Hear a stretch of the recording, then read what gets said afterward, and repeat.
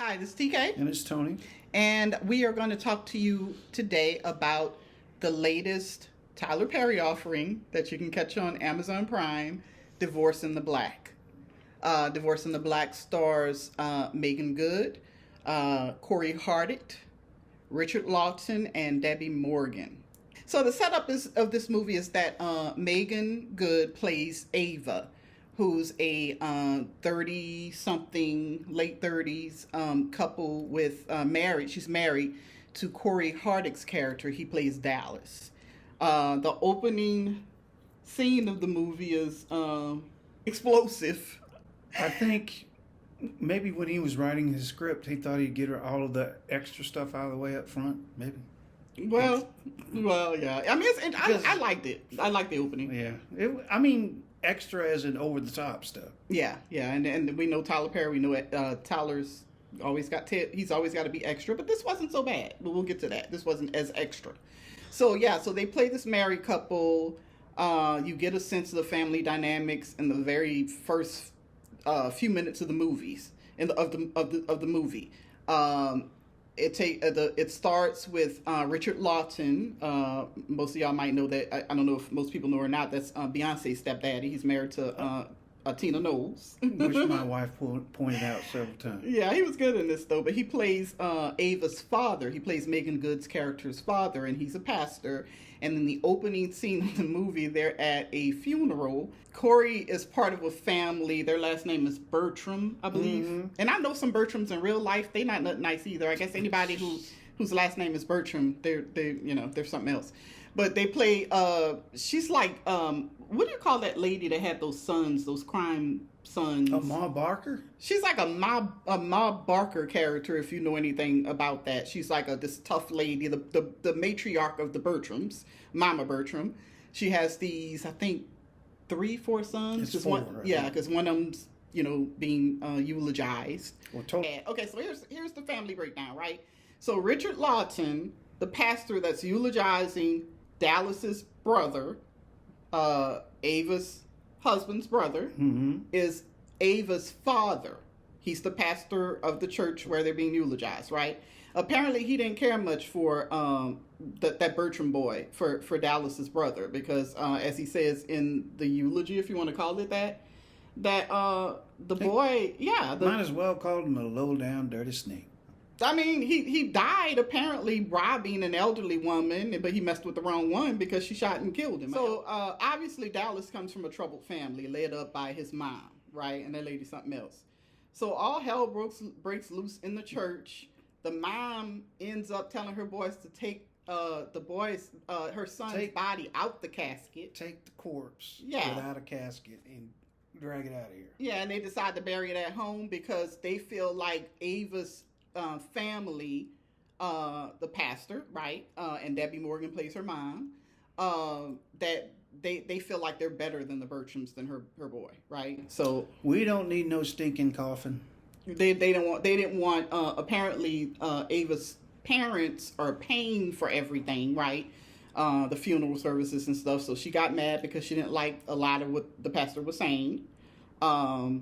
Maybe that wasn't the right place and time to say those things. But hey, I love it for people to tell the truth and shame the devil. I mean, shoot.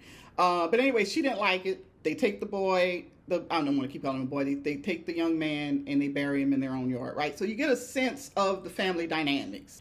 Right. And that beginning, as we said, is over the top. But there's a throwaway line in there and said, if you think this was bad, you just think about their wedding.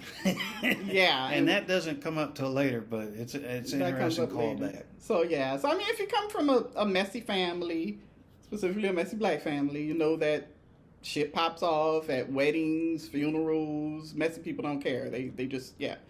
So, you get a sense of their dynamic, right? Corey's a man-child, or I'm sorry, Dallas, as Corey Hardit plays in this. His character, he's a man-child. They decide to get a divorce. Long story short, they decide to get a divorce. He asked for it. He asked for it. He chooses his family over her, basically.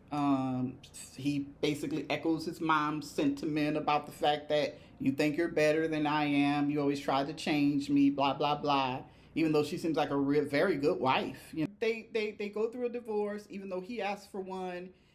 He is not happy with everything. He feels like she is has always been seen and sleeping with a guy that she eventually reconnects with. Yeah, an old guy. I guess it was they were high school sweethearts, or they were high school sweethearts. Yeah, I think they were high school sweethearts, and I think it later comes out that the Bertrams, Dallas and his brothers, jumped on the dude, beat the crap out of him. Yeah, beat him within an inch of his life, and then Ava and Dallas got together, eventually got married. So, I mean, that's the setup. He begins to stalk her and just begins doing all kinds of foul stuff, right? And that's pretty much it. Yeah. If you're a fan of Tyler Perry, let's put it like this: if you're a fan of Tyler Perry, you'll probably like this movie. Mm-hmm.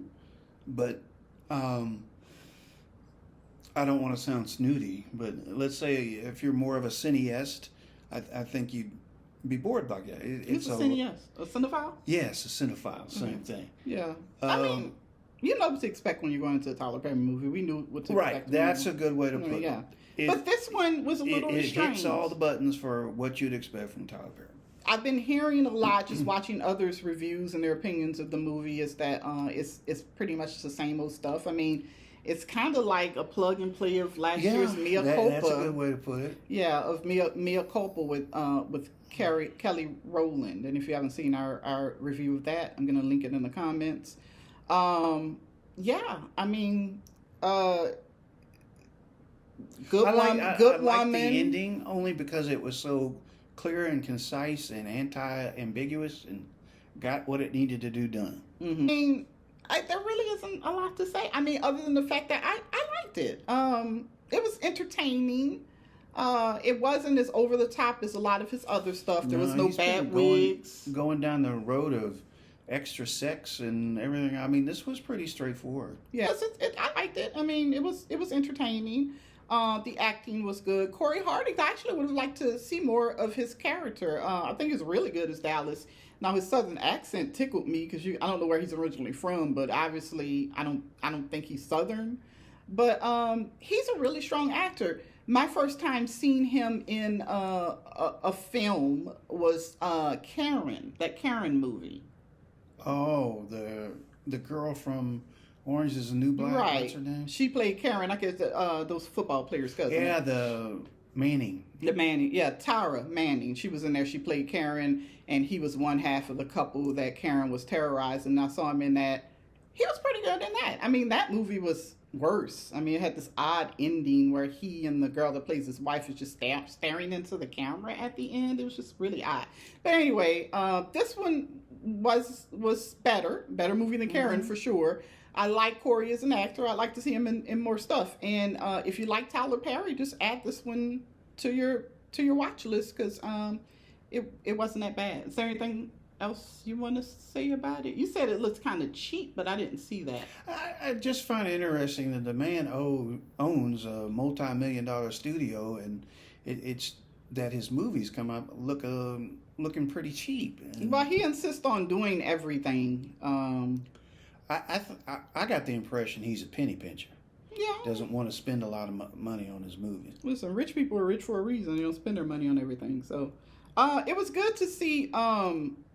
Debbie Morgan. I mentioned her briefly. She plays Megan Good's mom in this. He's seen her in some other things, but I remember Debbie Morgan. She played was it Angie? Angie on All My Children. Remember Angie and Jesse? Was it Angie? Right. I really didn't recognize her at first, but I hit Wikipedia and saw some younger pictures. I was like, oh my gosh, I used to have a crush on that one. She's still a gorgeous lady. I mean, she really hadn't seemed to age much. But like, if y'all remember, if y'all used to watch the soaps with your mom or whatever, if you're old enough to just watch it on your own as an adult, she played. She was Angie and Jesse, which they were like the first black power couple or super couple on the soaps back in the 80s. So it was good to see her. Again, she played her mom. Good, solid performances, I guess, all around. I didn't find any have unique any one. problem with the acting. Yeah. So it's a solid movie. I mean, it could have been, of course, people categorize it as a black movie, but this could have been one like a Lifetime movie or something with a couple of another race. I mean, it was just family drama, a woman taking her power back from a husband who acts like a goddamn fool, and it is what it is. I liked it for what it was. That is our thoughts on Divorce in the Black. And hope you enjoyed it. Until next time, be sure to like and subscribe.